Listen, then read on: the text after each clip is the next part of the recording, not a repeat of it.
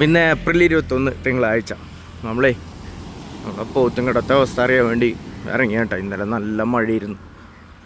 അപ്പോൾ എന്താണ് ഇവിടുത്തെ അവസ്ഥ എന്നറിയാൻ വേണ്ടി ഇറങ്ങിയതാണ്.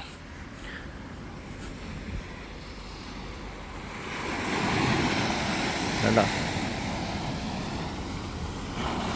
ഇവിടെയൊക്കെ കല്ലുകളൊക്കെ വീണ്ടും മണ്ണിട്ട് മൂടിപ്പോയിട്ടാണ്.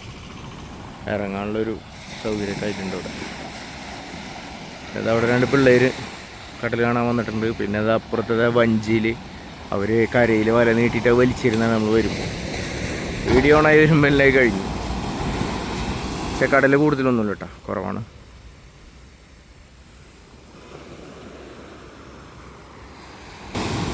പിള്ളേർ 2 5-6 പേരുണ്ട്. രാവിലെ തന്നെ ഇവർ കടൽ കാണാൻ വന്നിട്ടുണ്ടാവൂലേ.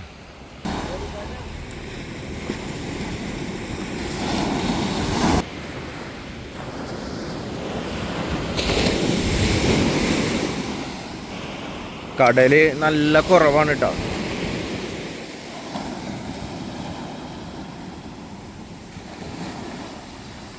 സാധാരണ നമ്മളോട് വരുമ്പോൾ ഇവിടുന്ന് ഇങ്ങനെ നേരെ ഇങ്ങനെ കുത്തനെയാണ് മണ്ണ് കിടക്കണ കാണാറ്. പക്ഷെ ഇതിങ്ങനെ എന്താ പറയുക, നല്ല വളരെ പതുക്കെയാണ് താഴേക്ക് മണ്ണ് പോണത്. എന്ന് വെച്ചാൽ സ്ലോപ്പാണ്.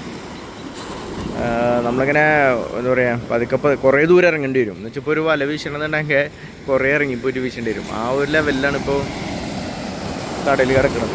എന്ന് വെച്ചാൽ മണ്ണ് കയറ്റിയിട്ട് ഇതുവരെ നമ്മൾ കഴിഞ്ഞ ആഴ്ച വന്ന് നോക്കിയപ്പോൾ വളരെയധികം താഴ്ചയിലേന് കടലുണ്ടായിരുന്നു.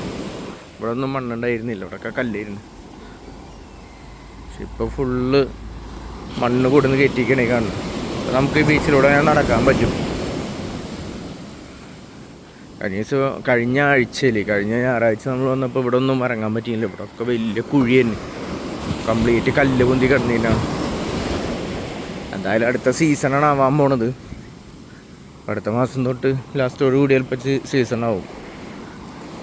മീൻ നന്നായി കിട്ടണ ആ ഒരു സമയം. അപ്പം അതിൻ്റെ ഭാഗമായിട്ടായിരിക്കണം വളരെ കുറവാണ് കടൽ. അപ്പോൾ ഇന്നത്തെ വീഡിയോ നമ്മൾ വൈൻഡപ്പ് ചെയ്യണം കേട്ടോ. Okay, by.